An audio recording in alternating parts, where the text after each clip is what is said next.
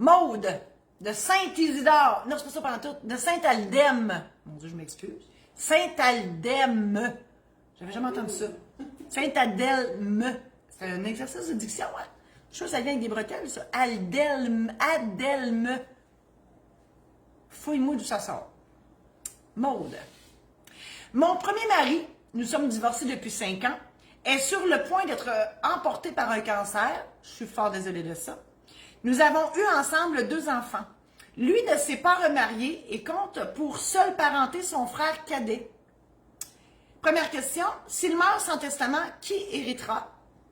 Donc, vous me dites, il ne s'est pas remarié, 2 enfants, mais ça va être les enfants.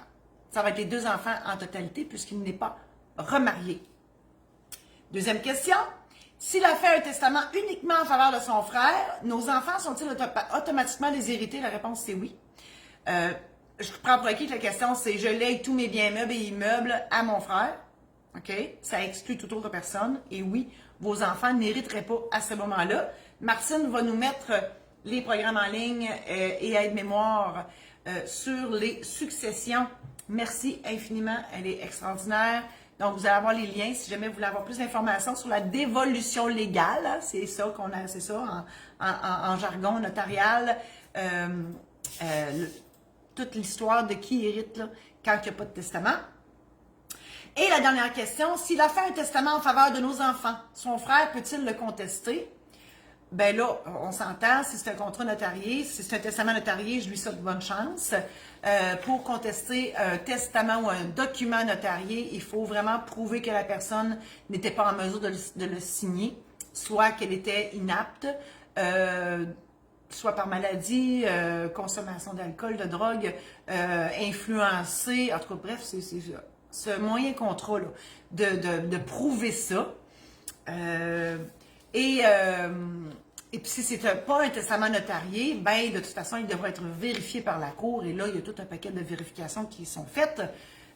Et oui, ça peut être contesté, évidemment, mais il faut avoir des bonnes raisons et des bons arguments pour contester un document. C'est juste de dire je suis pas d'accord, c'est pas un bon argument. On s'entend? Et sinon, là, Seigneur, ça prendrait des décennies avant d'avoir une place devant un tribunal.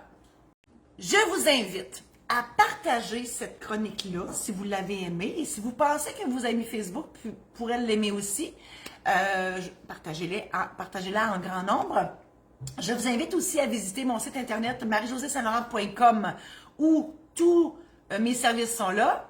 Je vous invite à aussi visiter maisondéditionsaintlaurent.com pour mes ouvrages que j'ai faits. J'ai écrit des anecdotes de notaires, j'ai écrit les aides-mémoires qu'on vous mentionne là, ils sont sur la maison d'édition saintlaurent.com.